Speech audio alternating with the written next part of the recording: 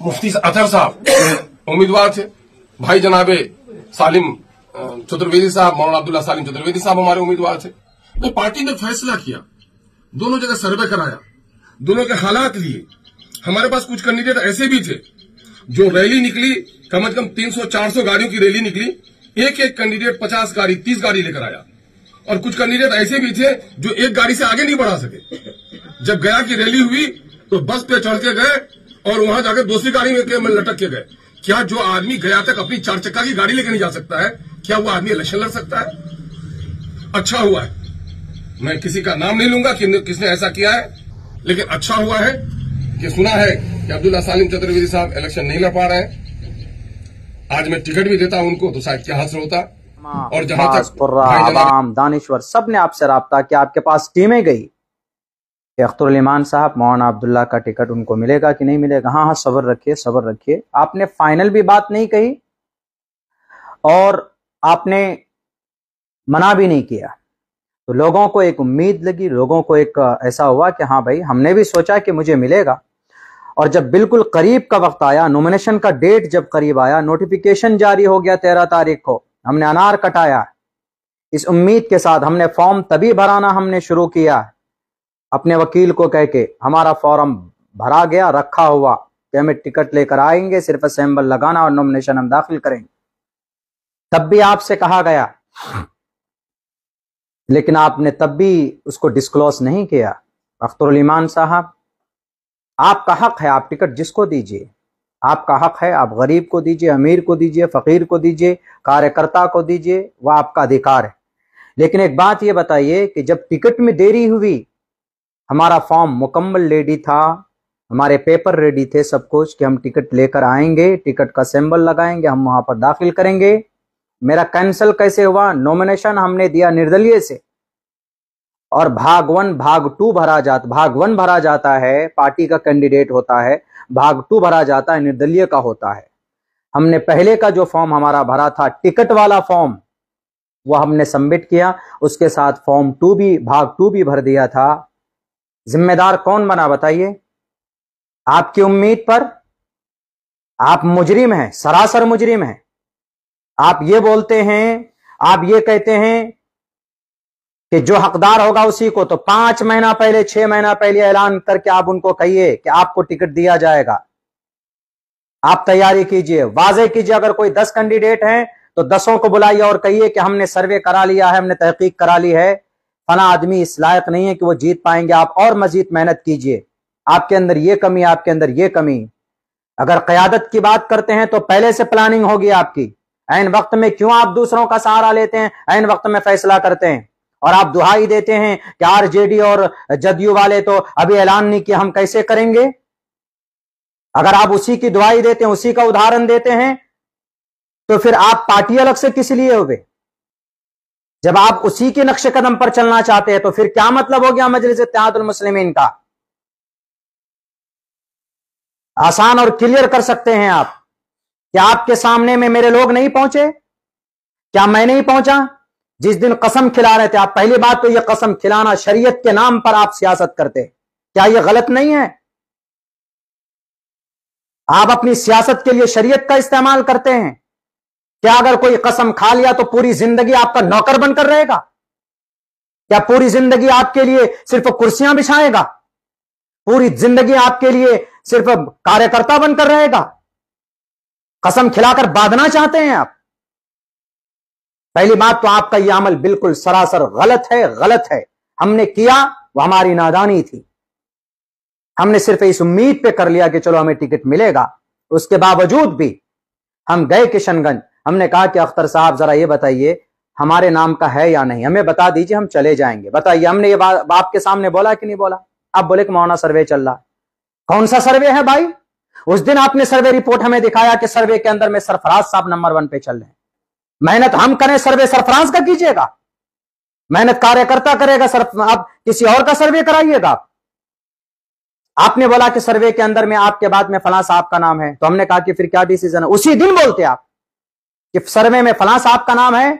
मौलाना आप इस बार रुक जाइए, एक जिम्मेदारी वाली बात यह होती, आपकी कायदाना बात यह होती, लेकिन आपने चूंकि खयानत की, आपने चूंकि दजल से काम लिया, आपने घेर कर रखा, आपने क्या कहा, अच्छा फिर और सर्वे करा रहे हैं। आखिर कौन सा कितना ऐसा सर्वे है भाई। दूसरी बात, आपने ये कहा कि मौलाना सक्षम नहीं है। बताइए जरा, अख्तरुल ईमान साहब, अमोर में, किशनगंज में हमारे जो कि हाट के 3 मुखिया, उनमें से 2 प्रेजेंट मुखिया थे, एक डीलर और एक समिति। ये लोग जाकर आपको नहीं बोले कि अख्तरुल ईमान साहब, अगर आपको लगता है कि अब्दुल्ला सालिम कमजोर है तो आप सिर्फ चेहरा उसका होगा और हम लोग उनके साथ खड़े हैं। जो अखराजात हैं पार्टी के, जो भी अखराजात हैं, 10, 15, 20, 25 जो भी अखराजात है, हम देने के लिए तैयार हैं। 3 मुखिया, बल्कि 4 मुखिया, एक समिति, एक बिजनेसमैन आपके पास नहीं पहुंचे। एक दिन नहीं, कम से कम 4-5 दफा आपके पास पहुंचे, मेरी बात को लेकर पहुंचे। वो लोग अपने से गए, लेकिन आपने क्या कहा, अच्छा फैसला करते हैं, अच्छा सर्वे करते हैं। आपको उसी दिन बोलना था। आपसे 2 महीना पहले, गालिबन 2 या 2.5 महीना पहले, मैं इस्तीफानामा लिखकर आपके पास गया था। मैंने कहा कि सर ऐसा है, मुझे इलेक्शन समझ में नहीं आ रहा है, हमको ऐसा लग रहा है कि आपने किसी और को कैंडिडेट बना दिया, अब ये मेरा इस्तीफानामा कबूल कर लीजिए, मैं अपना रास्ता देख लूंगा। बोला कि नहीं बोला आपको किशनगंज में अख्तरुल ईमान साहब? लेकिन आपने क्या कहा कि मौलाना आपका इस्तीफानामा कबूल नहीं है, सब्र रखिए, आखिर वक्त अब हम सर्वे करा रहे हैं, उसका फैसला जल्दी आएगा। आपको उसी दिन मना करना चाहिए। आपने उसी दिन कैंडिडेट बना लिया था जिस दिन वो शख्स ज्वाइन किया था। बहरकैफ हम नहीं जाना चाहते इन बातों में, लेकिन आपका यह इल्जाम, यह आरोप सरासर गलत है, गलत है। अगर 5 कैंडिडेट कहीं से होता है तो उनमें से जो सक्षम है, आपको मालूम होना चाहिए। आप किशनगंज में रहते हैं और सीमांचल के अंदर कौन कितने पानी में है, माली एतबार से और कम्युनिकेशन के एतबार से कौन कितने मजबूत है, स्ट्रांग है, आप पता कर लीजिए और आपको तभी 1 महीना पहले बोल दीजिए, दिक्कत भी नहीं होगी। यह कसम खिलाकर ढोंग रचाने की क्या जरूरत है। अब अभी आप बैठ करके फलां साहब इतने वोट लाए, फलां साहब इतने वोट लाए, सर्वे में उसका नाम नहीं आया, तो मंजूर, इंजीनियर मंजूर कारड़िया का नाम सर्वे में कैसे आ गया? वो तो अभी तक कांग्रेस का आदमी है, अभी तक आपका पार्टी ज्वाइन नहीं किया। जरा बताइए। आदिल हसन आजाद साहब बलरामपुर से लड़ रहे हैं, सर्वे में नाम आ गया उसका। एक भी दिन वो बंदा, वो शख्स किसी पूरे ब्लॉक का इंतजार सर्वे नहीं घुमा नहीं है। जो आदमी वहां पर इंजीनियर मुअज्जम या क्या नाम है उस साहिब का, उन्होंने काम किया पूरे 1.5-2 साल तक तकरीबन। आपने क्या कहा उनको? यही कहा होगा कि तैयारी कीजिए, ऐन वक्त में आपने उसको काट दिया। कोढ़ा से पासवान साहब दलित समाज में आते हैं ना, सीमांचल कारवान इंसाफ में साथ था वो आदमी, मैंने देखा था, इस उम्मीद से आया था कि वो लड़ेगा। आपने गालिबन उनको उम्मीद भी दिलाई थी, लेकिन अभी वो बेचारा रो रहा है, आपने टिकट नहीं दिया उनको। एक दलित आदमी क्या सोचेगा आपके बारे में? अपनी जुबान पर, अपने एतमाद पर कायम रहिए और कायदाना किरदार अदा कीजिए। ये दूसरों की तरह झूठ बोलना, ये दूसरों की तरफ मक्र में घुमा करके, फरेब के जाल में फंसा करके सियासत नहीं होती है जनाब, क़यादत नहीं होती। तो मेरा फॉर्म जो कैंसिल हुआ, मेरी पूरी तैयारी थी मजलिस इत्तेहादुल मुस्लिमीन के प्लेटफॉर्म से लड़ने की, और वो फॉर्म मेरा रेडी था, कहीं पर कोई कमी नहीं थी। रही बात यह कि हमने आजाद उम्मीदवार से नॉमिनेशन दायर किया, मेरे दिल में इतना नहीं था, क्योंकि मेरा बनाया हुआ घर उजड़ गया, इसलिए हमने ज्यादा ध्यान नहीं दिया, वो बैरकैफ वो हो गया। लेकिन अगर सिंबल होता तो 100% हम कामयाब होते। और फिर आप आखिर दिन तक लटकाते हैं, आज देते हैं, कल देते हैं। अरे जिसको देना 2 महीना पहले कीजिए। किसको दिया आपने? कार्यकर्ता कौन है? कोचा धामन के सरवर साहब कार्यकर्ता हैं, बहादुरगंज के कैंडिडेट कार्यकर्ता हैं आपके, ठाकुरगंज के कैंडिडेट कार्यकर्ता हैं आपके, किशनगंज के जो कैंडिडेट है बेचारा इसहाक साहब, वसाइल के एतबार से कमजोर जरूर है, लेकिन हिम्मत और हौसले के एतबार से आपके मौजूदा कैंडिडेट ये अभी आए हैं इलेक्शन लड़ने के लिए, लेकिन वो लोग आपके साथ 11 साल से जुड़े हुए थे। बड़ी बड़ी बातें करते हैं, मैंने लिख के रखा हुआ है। आपने ये कहा कि आप कस्में खिलाते हैं, कस्में किया, वादा किया, आप ब्लैकमेल करते हैं। आप ब्लैकमेल करने के लिए आपने ये बनाया था। आपको कस्में उनको खिलाना चाहिए था जो आपका कैंडिडेट है। क्यों नहीं खाया कस्में आपका? यहां के हमारे जो कि हाट, हमारे अररिया के इंजीनियर साहब, क्यों नहीं कस्में खिलाए आपने उनको? आदिल साहब क्या कैंडिडेट नहीं? क्या वो खुदा है, फरिश्ता है? वो कभी छोड़कर नहीं जा सकता? पहले और पार्टी में था, MIM में। सियासी लोगों का एतबार होता है? क्या आप हजरत जिब्राइल अमीन है? क्या आप नूरी मखलूक हैं? आपसे गुनाह नहीं हो सकता? आप दल नहीं छोड़ सकते? पूरी जिंदगी कस्में खा के पूरी जिंदगी बांध कर रखना चाहते हैं आप? सरासर यह आपका फेल, आपका गलत है। आप ब्लैकमेल करना चाहते हैं, फलाने लिख के दिया, फलाने लिख के दिया। अररिया के अंदर में राशिद साहब अगर 9,000 वोट लाए तो यहां पर उन्होंने खड़ा किया था पार्टी को। नहीं बनाना था अररिया में राशिद साहब को तो बोल देते, 2 महीना पहले बोल देते ना क्या राशिद साहब ऐसा है कि वहां कोई मजबूत कैंडिडेट ढूंढ रहे हैं इस बार जो ज्यादा वोट ला पाए, तो बेचारा अपना उसी हिसाब से जहन प्रिपेयर करके रखता। हर 10 दिन के अंदर अंदर यहां जाओ वहां दौड़ो, टिकट हो रहा है कि नहीं हो रहा है, इधर उधर, ये सारी चीजें बंद कीजिए। दूसरी बात यह है, हमारे लोग गए थे पूरी तैयारी के साथ आपके पास कि जो खर्च अखराजात होगा सर बता दीजिए, हम तैयार हैं।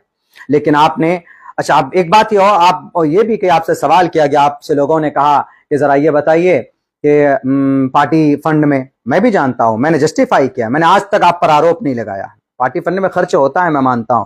पार्टी चलाने के लिए, पार्टी ऑफिस को चलाने के लिए कुछ वर्कर होते हैं, कुछ चीजें होती है, यकीनन पैसा खर्चा होता है। लेकिन पार्टी भी तो खर्चा करती है ना। सपोज दैट अभी बैरिस्टर साहब आएंगे, आपने क्या कहा प्रेस कॉन्फ्रेंस में, 1 करोड़ में बात भी है, तो कौन देगा ये पैसा?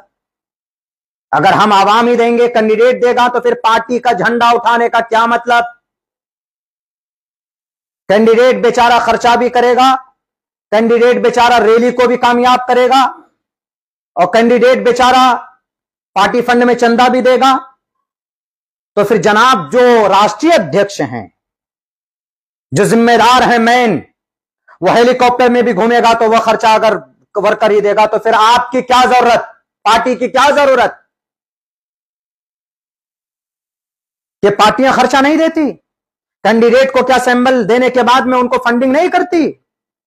इलेक्शन कमीशन के गाइडलाइन के हिसाब से जो खर्च देने के लायक है वो नहीं देती? देते हैं आप, नहीं देते हैं। तो फिर आपका झंडा और आपका इस तरह की बातें, तो फिर क्या फायदा आपके झंडा उठाने का लोगों को? जब सब काम आवामी करेंगे तो फिर बैरिस्टर साहब को हैदराबाद से यहां पर आकर उनको प्रचार करने की क्या जरूरत? बोलने की अगर जरूरत है कि नहीं, बोलने वाला चाहिए तो अल्हम्दुलिल्लाह एक तरफ खड़ा हो जाइए और एक तरफ इस नाचीज को खड़ा कर दीजिए। जहां तक कभी उम्मीद है कि कहीं पर भी ये नाचीज कम नजर नहीं आएगा आपको बोलने में। और सीमांचल की धरती पर एक से एक बोलने वाले आज भी मौजूद हैं। कौम के तई हमदर्दी अगर वफादारी है तो ईमानदारी से कीजिए, जाब्ते से कीजिए। आज लोग तैयार हैं। लोगों ने देखा कि बहुत अच्छी बातें चल रही है, कयादत की बात चल रही है। जनाब आप तो 5 कैंडिडेट को टिकट बांटने में आपकी कयादत फेल हो गई।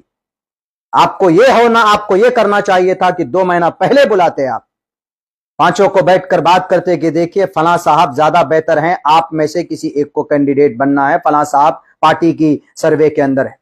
पार्टी सर्वे आप पता नहीं, आप सर्वे लास्ट तक लेकर जाते हैं, ये जाब्ता नहीं होता है। और दूसरी पार्टी का उदाहरण देते हैं आप, आरजेडी से देते हैं, कांग्रेस का देते हैं। वो अपने ही मजबूत पुराने कार्यकर्ता में से किसी एक को चुनता है। 10 साल से मेहनत कर रहा, उसमें से किसी एक को चुन लिया। 22 के अंदर में अब्दुल सुभान साहब पुराने हैं, उनको चुना गया है। और जनाब वहां देख लीजिए आप, आपके कोचाधामन के अंदर में एक बड़ा लीडर आया है, आरजेडी ने उसको चुना है। लेकिन यह है कम्युनिकेशन, समझौता, बातचीत, तसल्ली, ये होती है। 5-5, 6-6 लोग रहते हैं हर जगह पर, मानता हूं मैं, लेकिन पार्टी की जिम्मेदारी बनती है, आला कमान की जिम्मेदारी बनती है, जो सदर होता है उसकी जिम्मेदारी बैठती है कि बैठ करके समझाएं, वीडियो ना बनाएं। ये वीडियो बनाकर आप लोग वर्गलाते हैं, ब्लैकमेल करते हैं।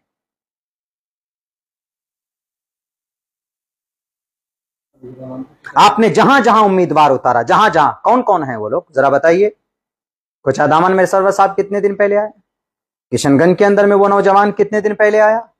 ठाकुरगंज के अंदर में वो कितने दिन पहले आए?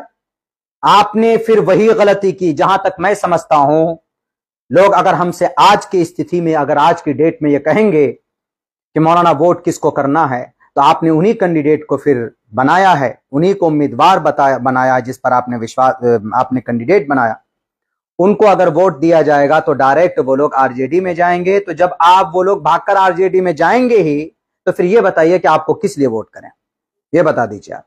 मैं मजबूर हूं ये वीडियो बनाने पर, क्योंकि आज आपने हद से ज्यादा बातें कही, कीचड़ उछालने की आपने कोशिश की।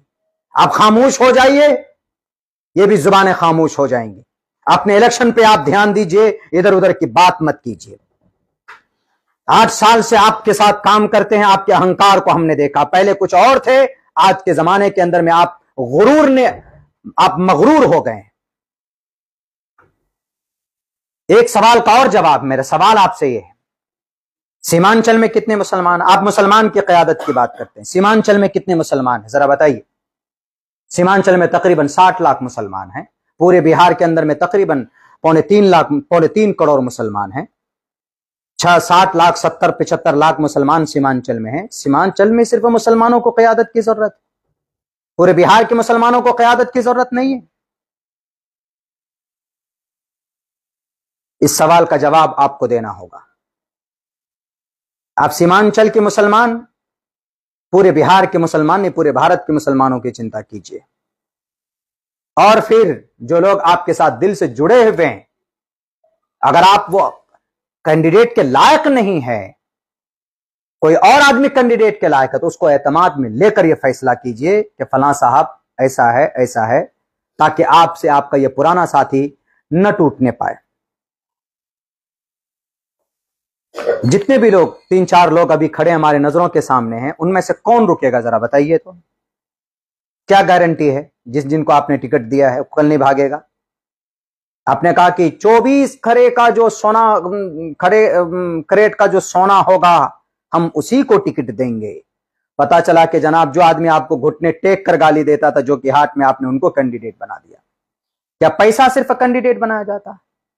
आप सिर्फ ये या तो अपना बिल्कुल स्टैंड वाज़ेह कीजिए कि क़यादत खड़ी करने के लिए मुखिया लोग आए, क़यादत खड़ी करने के लिए सरपंच लोग आए, क़यादत में झंडा गाड़ने के लिए पैसा वाला ही जरूरी है, बाकी कार्यकर्ता कमजोर होगा। अरे पार्टी का सच्चा वफादार जो होता है, पार्टी उसको खड़ा करती है। अगर पैसों के एतबार से कमजोर हो जाए तो पार्टी उसको फंडिंग करती है। यही निजाम आज भी है बहुत से जगहों के ऊपर में। क्या पार्टी फंडिंग नहीं करती?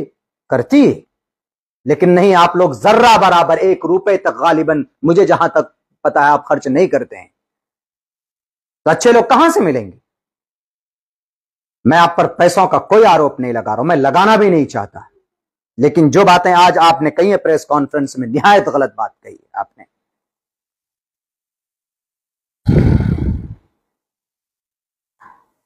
तो बस यही इतनी बातें हमने आज मेरे जहन में थी, चूंकि अख्तरुल ईमान साहब ने बहुत सारे, एक बात और, टिकट देने में जाहिर सी बात है मन मुटाव होता है। आप भी जानते हैं इस बात को कि हम फलां साहब को टिकट देंगे तो फलां साहब का मन मुटाव होगा। आपके पास में क्या है इस बीमारी को, इस मन मुटाव को दूर करने के लिए? है कोई चीज? नहीं है। आप तो बात नहीं करते।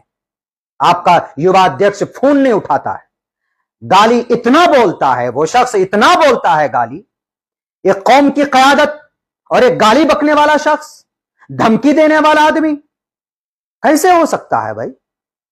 हम में से बहुत सारे नौजवान कह रहे होंगे मौलाना को टिकट नहीं मिला तो मौलाना इतनी सारी बातें कर रहे। मेरे नौजवानों, टिकट का दर्द नहीं है, गलत आदमी को टिकट दिया गया है, गलत आदमी को। देता वो किसी कमजोर और गरीब आदमी को, ईमानदार होता, सही होता, हम कभी भी, मेरी जुबान से एक लफ्ज नहीं निकलता। सन 2020 में भी मैंने सपोर्ट किया कि नहीं किया, बगावत तब भी कर सकता था। जिस दिन अख्तरुल ईमान साहब हमको बुलाया, वहां पर अमोर के अंदर बुलाया, हमसे कहा कि मौलाना मेल मिलाप की जो बातें हो सकती थी, हमने कहा कि सर मैं आज भी आपके साथ, जिस आदमी को आपने टिकट दिया मैं कभी भी उसको समर्थन नहीं दे सकता। आप मुझे नहीं लड़ाना चाहते, कोई बात नहीं, मैं नहीं लड़ूंगा। मैंने ये बात कही है, नहीं है मुझे मेरे बनने का शौक। अल्लाह का फजल है, उत्तराखंड में खड़ा हो जाऊं, तेलंगाना में खड़े हो जाऊं, आंध्र प्रदेश में खड़ा हो जाऊंगा, कम से कम 2 आदमी तो जरूर इस बच्चे को पहचानने वाले मिलेगा। अल्लाह ने जरूर इतनी मोहब्बत दी है मुझे नहीं है शौक, लेकिन कैंडिडेट खड़ा कीजिए तो ऐसा कैंडिडेट खड़ा कीजिए जो आपकी आइडियोलॉजी से मैच करता हो।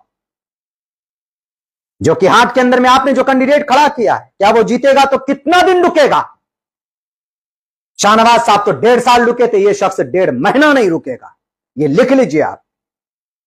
आपने सन 2020 के इतने बड़े दर्द से आपने कोई कुछ हासिल नहीं किया। किसने मजबूर किया आपको अच्छे लोगों को कैंडिडेट न बनाने पर? आप बोल रहे हैं कि किसी की मजाल हुई आरजेडी के अंदर में टिकट कटा। आरजेडी के अंदर में मजाल नहीं, समझाया गया, मनाया गया।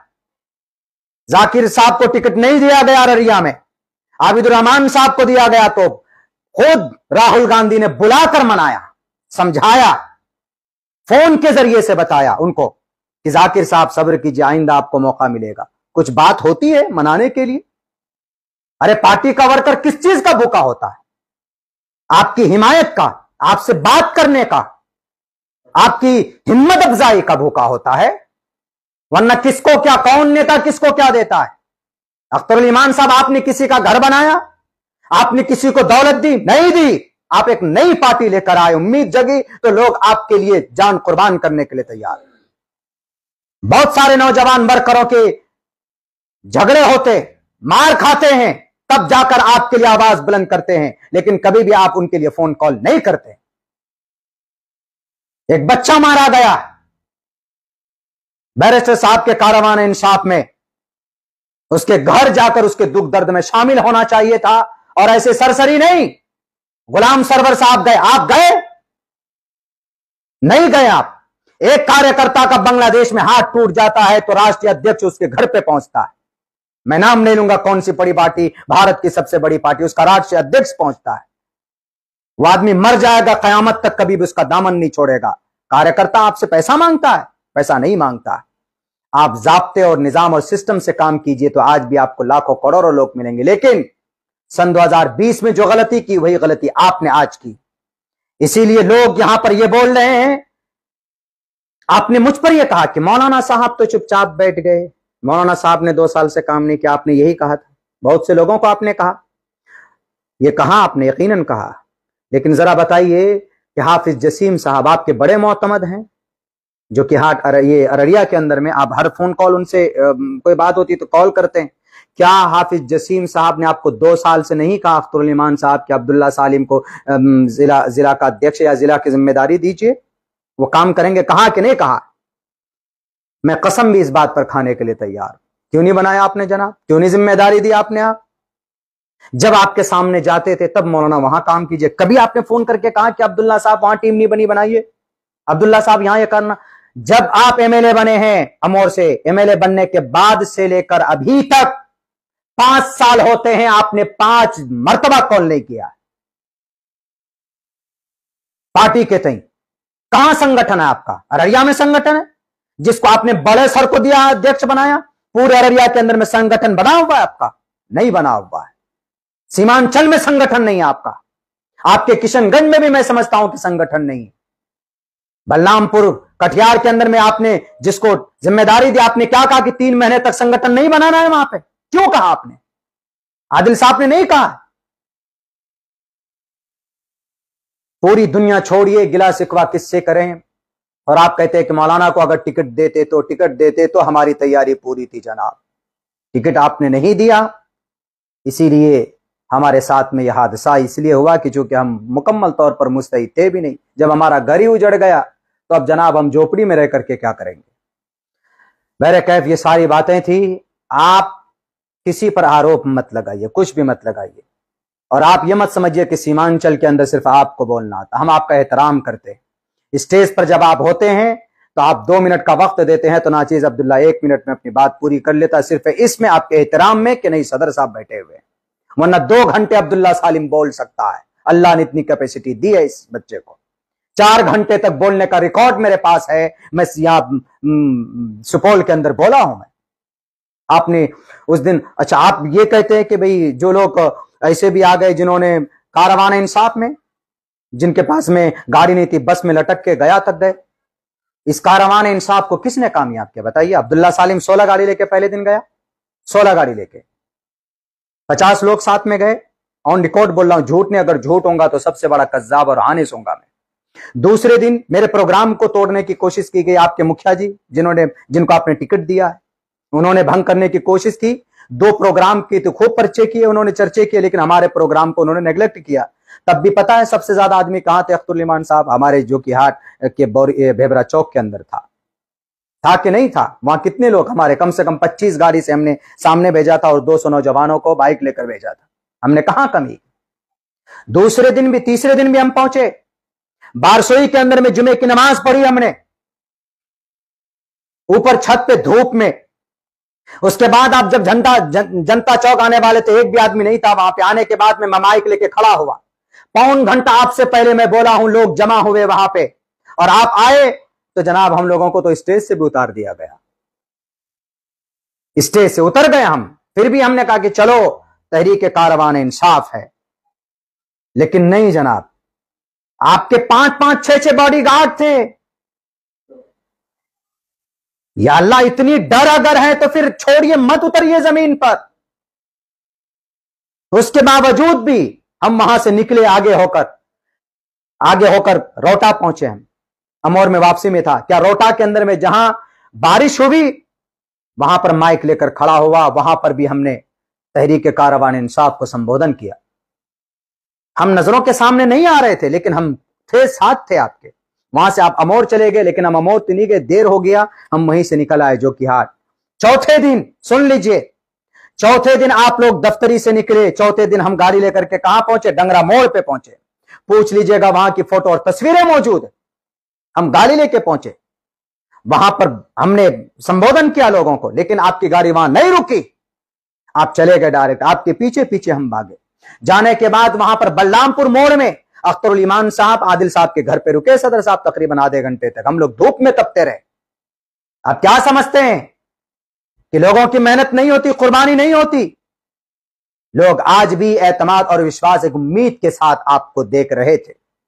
बलरामपुर गए, बलरामपुर मुड़ने के बाद बारसोई की तरफ गए। जिस घर में आपकी दावत थी, उस घर में रात को स्पेशली नाचीज की भी दावत की गई थी।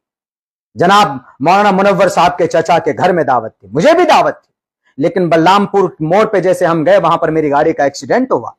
मैंने फौरन वहां से वापसी की, मैं घर आया।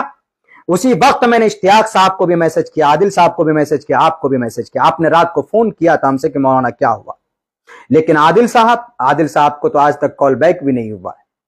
वाह जनाब वाह। और आप बोलते हैं दिलो जान से मेहनत की, मशक्कत की, आपके एक एक बात पर लब्बैक कहा, कामयाबी की। अगर आपको अब भी लगता है कि नहीं जनाब ये लोग मुनाफिक हैं, ये लोग अपने मफाद के लिए आए थे, मफाद के लिए नहीं आए हम। कम से कम टिकट का बंटवारा होता है तो जो आपके बिहार में अच्छे लोग हैं उनको बिठा कीजिए, एक पार्लियामेंट्री कमेटी बनाइए। 2 लोगों से पार्टी नहीं चलती। कौन डिसीजन लेता? 2 लोग, और सब कौन? अरे गहरे। बड़ी बड़ी बीजेपी, आरजेडी, जदयू, कांग्रेस, इनकी भी पार्लियामेंट्री बोर्ड कार्यकारिणी समिति है कि नहीं है इनके पास? आपके पास है? कौन है बताइए? 3 शख्स के अलावा, एक शख्स तो हम समझिए कि बेचारे माजूर हैं, ज़ईफ हैं, आदिल साहब और आप हैं। आप ही दोनों मुख्तार कुल हैं। स्टेट कमेटी नहीं बनी आपकी, डिस्ट्रिक्ट कमेटी तो दूर की बात। और सुन लीजिए, आखिरी बात बोलने जा रहा, संगठन ढंग से नहीं बनाएंगे तो आप, और सही ढंग से फैसला नहीं होगा सीमांचल में, और नहीं हुआ है। आपकी पार्टी कुछ ही साल के लिए सीमांचल के अंदर है। हम नहीं, यहां के लोग आपको, जहां से पार्टी आई है, यह पार्टी को लोग वहीं पर भेज देंगे। अगर नहीं तो अभी भी बहुत वक्त है, सुधारिए अपने आप को, फैसले सही लीजिए, लोगों को जोड़िए, अच्छे लोगों को अपने साथ जोड़िए। वशाविरहुम फिल अम्र, मशवरा कीजिए, अच्छे लोगों से मशवरा कीजिए। 2 लोगों से पार्टी नहीं चलती है। बड़ी बड़ी पार्टियों को लोगों ने पहुंचा दिया कैफरे किरदार तक। मुस्लिम लीग का क्या हश्र हुआ? बहुजन समाज पार्टी का क्या हश्र हुआ? बैरकैफ में बोलना नहीं चाहता, इसीलिए आरोप लगाना बंद कीजिए। अगर सिर्फ ये समझते हैं कि नहीं मैं ही बोलता हूं, हमारे सामने कोई टिक नहीं सकता, तो आ जाइए किसी मैदान में, कर लेते हैं मुकाबला, देख लेंगे हम, कोई भी हो। हमने हमेशा एहतराम किया है, बैरिस्टर साहब का भी, उनके भी मंच में ज्यादा नहीं बोला हूं मैं, एहतरामन मेहमान है, हम लोग बोलते रहते हैं, लेकिन इनको मौका दिया जाए। लेकिन पार्टी को अगर मजबूती देनी है तो पार्टी को दोबारा आप गौर फिक्र कीजिए अपने फैसलों पर आने वाले वक्त पर, नहीं तो फिर लोग उन्हीं को वोट करेंगे जिनको आपके जो विधायक हैं चुनकर जिन पार्टियों में चले जाते हैं, तो फिर आपको क्यों वोट करेंगे, उन्हीं को वोट कर देंगे। आपको वोट करते हैं, भागकर चले गए, उनको आरजेडी में चले गए तो आरजेडी को वोट कर देगा, जदयू को कर देगा, कांग्रेस को कर देगा।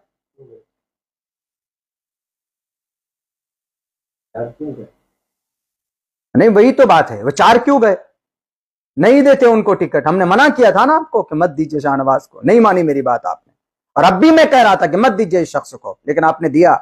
खैर, अब ये बात समझ में आ रही है, खुद ब खुद क्लियर हो गई है कि जो लायकमंद है, लायकमंद का मतलब पैसे वाला होना, एमआईएम में टिकट के लिए पैसे वाला होना जरूरी है। आपके पास बहुत धन दौलत है तो आप कैंडिडेट बनाए जाएंगे, नहीं है तो सीमांचल के नौजवानों आप ख्वाब भी मत देखिएगा कि भाई एमआईएम में आपकी कोई एंट्री हो सकती है। बस सिर्फ गुणगान करते रहिए तो आप जा सकते हैं। बहुत बहुत शुक्रिया। अस्सलाम वालेकुम रहमतुल्लाहि व बरकातहू।